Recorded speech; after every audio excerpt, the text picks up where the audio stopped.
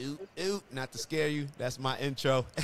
I like Usually it. people, when they haven't heard the ooh, ooh, they're like, yo, what is he talking about? But no, today have another living legend, a special guest. I'm connected through some close people of mine, and I'm very fortunate to have Dr. Alister Martin on the show. Dr. Alister Martin is an emergency doctor as well as an assistant professor at Harvard. Yes, you heard it correctly, Harvard, and has also been a senior advisor at the White House as well. And I hope I'm saying that correctly. Hope I'm not getting you in any trouble or You anything nailed it, like brother. that. You nailed it. You nailed it. So yeah, it's cool. Sometimes you come on a show or I'm interviewing people, and you have a certain list of questions that you want to ask, and it always ends up just getting into just a more conversational It goes tone, and organic. hopefully, You know what I'm saying? exactly, and that's what we like to do. That's what our community, I like to think, likes, and what makes it engaging. So you have a tremendous story, and we're looking forward to hearing it. But first and foremost, just thank you for your time out of your very busy schedule for just being here. Appreciate you very much, David, and thank you for what you do, helping to tell these important stories and get the word out about issues that are pertinent to our community. Absolutely, and I forgot to mention Jersey boy. Okay. Jersey Listen, boy. let me just say something to the audience real quick. All right. Best beaches in the country. Don't at me. Don't at me. Yes, I've heard of Hawaii. Yes, I've been to Miami. But have you been to Asbury Park? It's different. It's different. The vibe is different, yo. It's so funny. I did a video last week, and I was down in Florida because I'm back and forth, Yeah. and I just ran into this guy, and I just stopped. Sometimes I just pop up at offices. Like if an energy tells me like, oh, I like that guy on that I'm looking at on YouTube, I'm gonna go to his office tomorrow. Like I'll just Oh, that's go. dope. So I did that. Wow. I meet the guy, and somebody comes to the front, and they're just kind of looking at me, asking me questions, and kind of a little standoffish. And then I'm like, yo, I just came down from Jersey. Oh, you're from Jersey? Yo, And I always tell people, like, it's different. Yeah. When Jersey people connect, like, it's a different pride there. It's 100%, 100%. It's pride forged in defiance. Let's say. Yes. How many slanderous things have we had to both hear about our state, but still we 100%. persist. So. And we persist and we produce. That's it. In a lot of different industries That's it. across the board.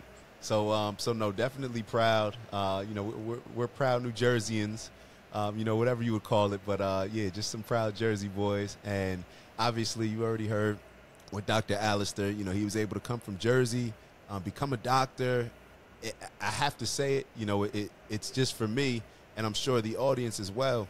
It's great seeing such a young doctor, relatable. Somebody that we feel that we can have a conversation with, because when we tend to think of doctors, it may not be an image of somebody that looks like you, Right. first and foremost, that comes to mind. So that's important for us to see. We know we can be LeBron James, or at least we think we could be LeBron James. We could be 5'5" and believe we could be LeBron James, but we don't always have that same energy towards a lot of the other professions, including being a doctor like yourself. That's right. So. And for the listening audience, those who are not able to see me, just picture a dude who looks like a Ninja Turtle wearing glasses, and you got it. That's who I am. So I did leave my nunchucks downstairs. I don't have them with me, but I can bring them up for effect.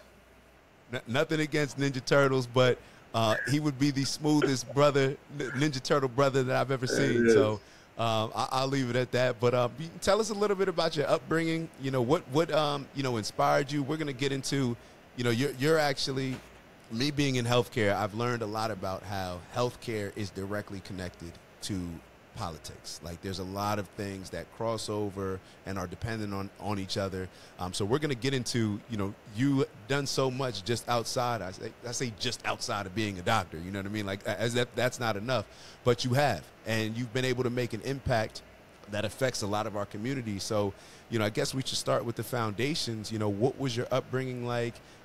What kind of gave you this, this mental space and this inner nobility and understanding of inner nobility, where you felt that, or you knew that you can go out here and accomplish anything it is that you wanted to accomplish? Yeah, thank you for saying that, David. I mean, I think the first word that comes to mind is responsibility.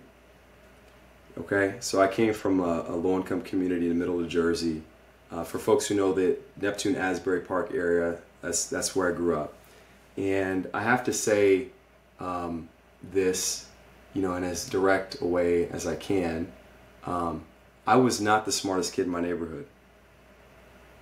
Okay, I'm gonna change some names here, but like I think of Bobby, who crushed me in algebra in Mrs. Cullinane's 8th grade math class in middle school. I think of Chris, who crushed me in backgammon, every year in our yearly backgammon tournaments. And both of those young men got caught up early, served jail time, and, can't find jobs in this community, can't find jobs in our society, in this country. And I think for me, I always think about how easily that could have been me, and how thin the margin of error is in communities like the one I grew up in, and I'm sure many of the listeners grew up in as well. And so I think that for me, it's a responsibility.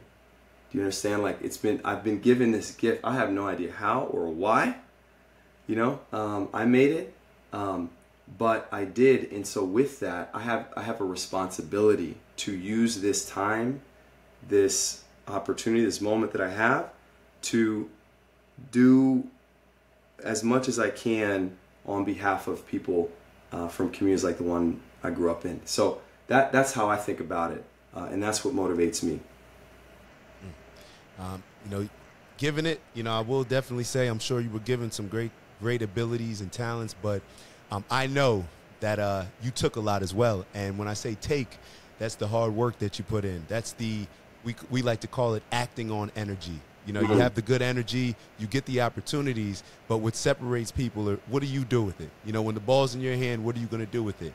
You can, just take it a step, or some people could take it 2 steps, or some people are just going to take the ball and just keep running with it. So definitely want to shine a light on the fact that you capitalized. You took advantage of the opportunity where a lot of other people may have looked at your situation and said, it's slim to none him getting to this position. Or, he probably going to end up, don't try to be a doctor, maybe try to do this. You didn't accept that as an answer, more so for yourself. Not only responsibility for your community, but the responsibility for yourself to make sure that you're fulfilling your potential. That's what it sounds like to me. So that's the role. That's the role models and real models. I've heard the term real models. Those are the type of real models that we need. Yeah, no, I think that you really hit on something. I love that term of real model. Just to kind of speak it plainly again. I was interested in becoming a doctor because of an experience that my mom went through. So my mom raised me by herself. My dad left our family when I was very, very young. And my mom had metastatic cancer. And, I was 11 at the time. I had no idea what that meant. But one day, the person my mom was seeing at the time was in the room next door to me. He didn't know I was there. And he was on the phone talking to somebody else. And he asked on the phone, what do I do when his mom dies? And that's for me when it really kind of crystallized the situation that I was in, how unfair it was. And it taught to me in a very explicit way the reality of the situation. And so I kind of, looking back as a physician now, I probably would have said I entered into sort of a clinical depression as a kid and withdrew and didn't want to talk about it with my mom because I didn't want to make it worse for her. But I had effectively written my mom off. You know what I'm saying? I had effectively gotten used to this idea that I was going to lose her. And over the course of 2 years, she got chemotherapy, she got radiation, she had multiple surgeries. And these doctors, after 2 years, they tell me, your mom's going to be okay. She has made it. She's going to be cancer free. That to me was like real life superhero stuff. And that for me was the seed of being a doctor, that desire, that's where it was planted. But just to be super real and keep it back to the real model concept, I was scared, David. I was scared to say it out loud in my community that I wanted to be a doctor, because I hadn't seen it. I didn't have doctors in my family. There were other people in my community who I could sort of say, well, he did it or she did it, and so I can too. And so I was scared by that that fear of being embarrassed if it didn't work. And so I carried on my life with this dream kind of hidden that I was keeping to myself until one day, we can get more into this if that's interesting to you and the listeners, but until one day, I was a senior. Yeah, I was a senior in high school, and just got caught up, quite frankly, just got caught up. Was in a situation where I was never gang affiliated, but the people that were involved were gang affiliated. I got mixed up in it, and long story short, I ended up jumping in to try and protect an acquaintance, not even a friend, an acquaintance, and I took the brunt of what went down. They broke both my wrists, they broke a facial bone, I was in a hospital for a bit, and when I went back to school, okay, David, with my hands casted up, because both my wrists were broken, my face looked like I was the mummy, because I had scars and Neutrogena and Neosporin all over my face. The school told me, you're not allowed back here. We have a zero tolerance policy for gang activity. And because of the people involved, they thought I was in a gang. It wasn't, they weren't interested in the nuance. And so here's what happened, David. At that point, I realized, well, shit, the safety option, the conservative option, the not going for my dream option, it just imploded. And so here I have an opportunity. Actually, this is a really bad situation, but it could also be the launching pad that I've just needed. It actually maybe could be the freeing moment for me to go after that thing with all of my heart. You know what I mean? And that, for me, I got to tell you, that's actually where this portion of my life started, and I'm so thankful for it, for that adversity. That's heavy. That's heavy, from the story with your mom to what you just, finished up saying.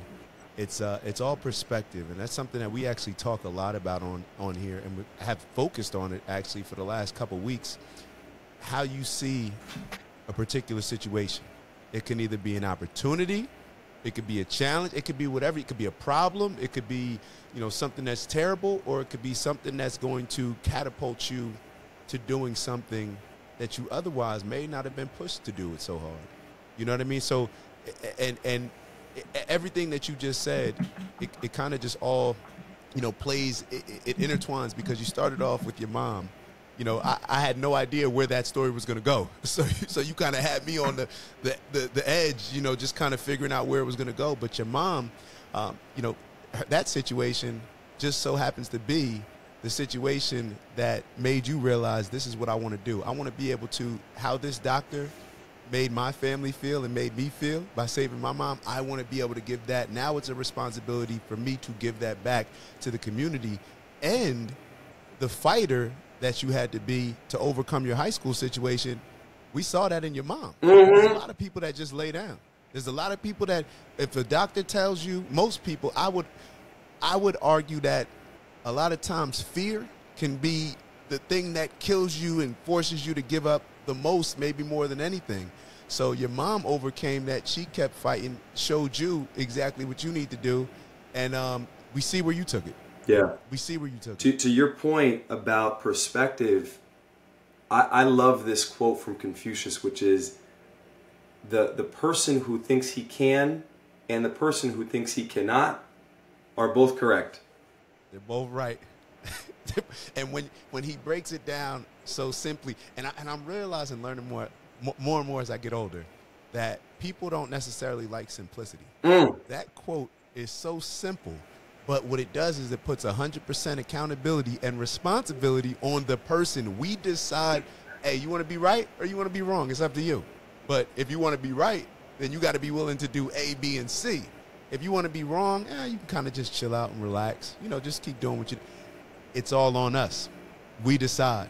Yep, we decide, and you're a representation of just that. To build on that, one of my homies from undergrad, look, when I got to Rutgers, right, it felt to me like I had stepped, that's where I went to college.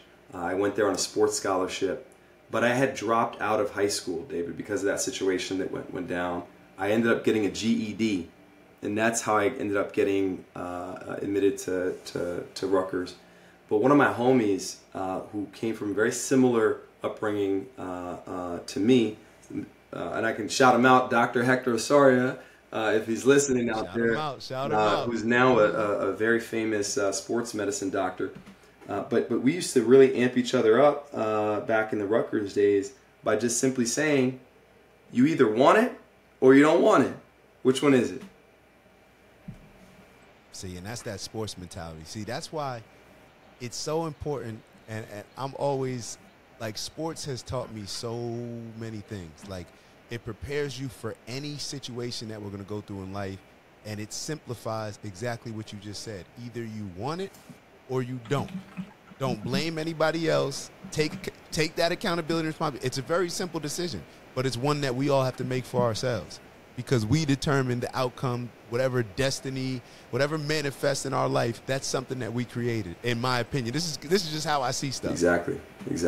So this is amazing. So want to get into, what you're doing now. You gave us so many inspirational things already, but what you're doing now is, I'm gonna let you explain it, but from my understanding, it's connecting with the community, very grassrootish, I should say, and empowering by uniting the particular organization that you're in.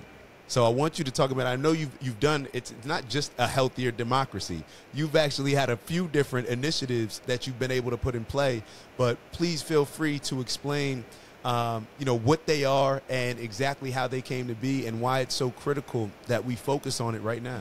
Yeah, let me start with a quick story. So when I started my medical school journey, right, I went to Harvard Medical School, and I was bright-eyed and bushy-tailed and optimistic and hopeful about the future.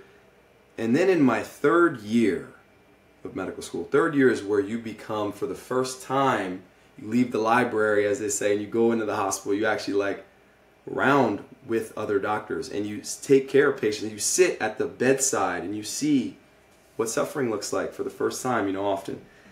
I had never shadowed doctors leading up to that experience. I didn't have, doctors in my family or doctors in my community that I could sort of sit with. So David, I was working off of this concept, this story of what it meant to be a doctor. Right? I was working off the story of the experience that I had with my mom. What I found when I started seeing patients as a third-year medical student was just how broken, and I'm being mindful of my words because I know this is a PG show, but just let's say the word broken, like how broken the healthcare system is, and how broken it is specifically for poor people, and also how broken it is for Black people. And so it was my first time, I guess, acknowledging the reality of the situation, that this thing is really screwed up. And so I had a decision to make, do I complain about this for the rest of my life, or do I try to get on the field and make a play? Maybe I don't actually know exactly what to do, but it's better than doing nothing, and it's better than complaining. So I decided to leave medical school for 2 years. I went to a place called the Harvard Kennedy School, which is a different school where you learn government, you learn politics, you learn how do you go upstream and try and address the political system. And I wish I could say I came away with all the answers. I didn't, but I came away with the ability to ask the right questions, And so from that, I swerved into working in politics for a little bit. Worked up in Vermont for a year. Just wrapped up a stint working for the vice president for a year down in D.C. And all of this really amounts to building on my understanding of, yes, I can help take care of the patient that's right in front of me, but I also have to keep an eye on how do I go upstream and try and address the problem that led to this patient being here in the first place. And that's what we're doing at A Healthier Democracy, right? The work is to simultaneously acknowledge the problem that exists on the micro level while finding its correlate at the macro scale, okay? And hitting both at the same time, right? So what do our programs do? So one of our programs is called Vote ER. It's a very cheesy name, David, but you get the drift. Vote ER is we help people who are in the ER register to vote because they're sitting there. So why not? And it turns out that we have 60 million people in this country who are not registered to vote, right? That's the whole entire population of Spain that's not voting. And many of those folks... 60 million? That's right. And many of those folks are right in our waiting room in the ER, right? Or in a community health center. So we help them register to vote, and we've helped about 80,000 people so far register to vote all across the country. Another program, for example, is called Link Health, where we connect patients to money that they can use to pay their phone bill or pay their internet bill for their computer at home. That's through a program called the Affordable Connectivity Program. It's $30 a month that you can use today to pay your phone bill. Today, okay? 145 million Americans qualify for it, and only like 30% of folks who qualify have actually signed up. So we use healthcare settings to sign people up for that program, put money in their pocket, and then get them discharged. So that's a couple of the different examples of the work we do at A Healthier Democracy. It's amazing because, you know, even on a much smaller level, so I've worked with the NFL alumni, help a lot of the former players, and before I came on board to actually have a position, it was important for me, you know, when I was talking to guys, I'm like, listen, if I do something, it has to be something that I'm already doing, like in the industry that I'm in healthcare, because other than that, it's just not going to work for me. Like, I'm committed to this particular industry, so therefore, you know, it would have to be in that area. What you're doing is maximizing the community that you're already in, not only from a standpoint of healing people, but also giving them the power to heal themselves. You know, that's what you're really doing. You're giving them the power. Okay, boom, we need to get you registered to vote. You need to have a voice in this. You need to have a power in this, a power play in this, and that's a vote. So it's very commendable what you're doing, and I think it's also relatable to a lot of people, and it gives us too many of us think that, oh, well, I'm not really into politics, I can't worry about that. Well, when it's doing it as a part of the community that you're already in, then that's something that everybody can do. You're all going to be at work.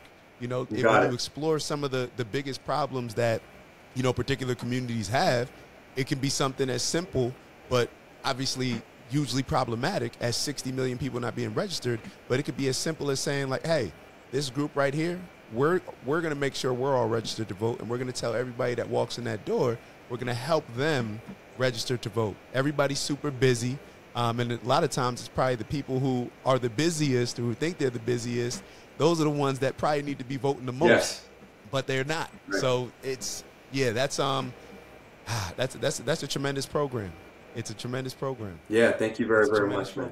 I think that the thing that I have learned working in politics for the last, let's say, 5 to 7 years is, in this country, unfortunately, if you're not at the table, you're on the menu. Okay? There are decisions that are being made.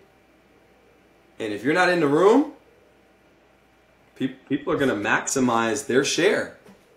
Mm-hmm. They're not going to just look out for us if you're not right. Yeah. It's crazy, man.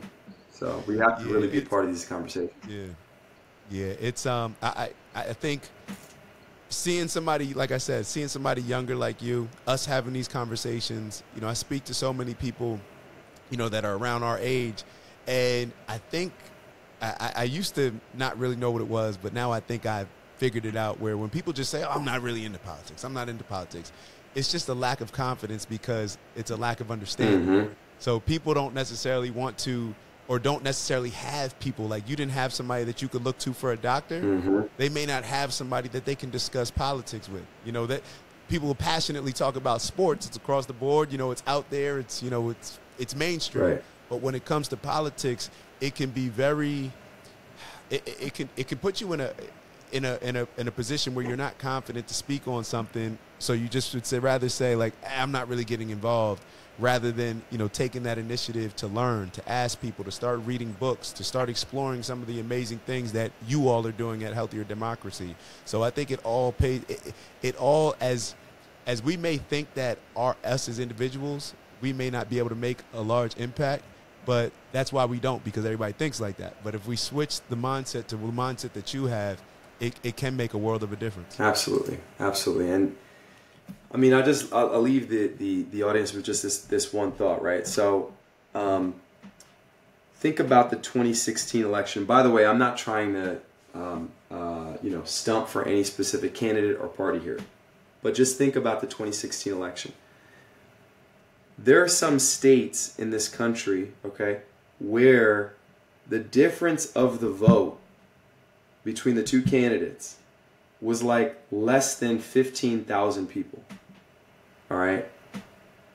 Had some of those states gone one way or the other, we'd have a whole different future. All right. When I say to you that we have 60 million people who are not registered to vote, if you even get a fraction of those folks to be part of the conversation, you start to have a different country. You start to have a whole different set of politics and laws. You have a whole different set of rules that we are governed under. And I just want people to take a second to imagine the future that we could have, how bright, how beautiful that could be, if those folks who are not part of the conversation were actually part of the conversation helping to decide the future of the country. And I want to come back to something you said, which I think was so spot on. The very same people who are not registered to vote are precisely the folks who we need to be part of the conversation, right? The policies, the laws that we get because we have a very specific part of the population that tends to be whiter, tends to be older, tends to be richer. They're making the rules. They're making the rules, man. And so that part of the population effective is creating the laws that the rest of the country has to live by. So if I had it my way, we would have 100% voter turnout. Everyone would make their voices heard, and I think we'll get close to that. But until then, everyone's got to do their part and make sure that they're registered to vote. So that's my one call to action for everybody today. You can go to vot-er.org/check, and you will be able to check your voter registration. And make sure you're registered to vote. We got a bunch of elections coming up in 2023 that are really important. But also in 24, as you know, big presidential election coming up. So 100%. You got to, if you're not registered, people aren't going to pay attention to you. That's it. People aren't going to do stuff for you. So get registered. And, let's see. It would be nice to see what happens when the more people are registered. What happens. I see a lot of things changing as far as, who you need to appeal to now. The more people. We'll make sure that we go on and get involved with healthier democracy, that we are registered to vote, and that we stay connected with all the positive work that you're doing. And I'm sure there'll be new initiatives that we'll be able to follow with you. I'm not going to say it, but you have an interesting week ahead of you, so we're going to let you go. And I'll just leave it at this. Enjoy D.C., brother. I appreciate you, man. Thank you so much for having me on, David. Absolutely. Thank you for being on. It was a pleasure. And audience, make sure, just your LinkedIn and any social medias, please leave the audience just so we can follow. Yes, I'm going to give you guys 3 calls to action. First, follow me. That's Alister, ALISTER, Martin, MARTIN, Instagram, LinkedIn, Twitter, etc. 2, as I mentioned, make sure you're registered to vote. VOT-ER.org/act is the URL for that. You can check your voter registration in less than 30 seconds. And then lastly, let's put some money in your pocket. As I mentioned, the ACP, the Affordable Connectivity Program, $14 billion of funding to help you pay your phone bill. Go to getacp.org, check to see if you qualify. It takes less than 5 minutes to sign up, and you can start receiving payments to Verizon, T-Mobile, Comcast, Sprint, Mint. I hope you don't have Mint. Because nobody's going to be able to get messages from you. But if you have Mint, you could also get some money off to pay your Mint bill. At least you won't have to pay it. That's it. So appreciate you. All right, brother. No, thank you so much. And we're looking forward to having you in the future. All right, man. See you later. Have a good one.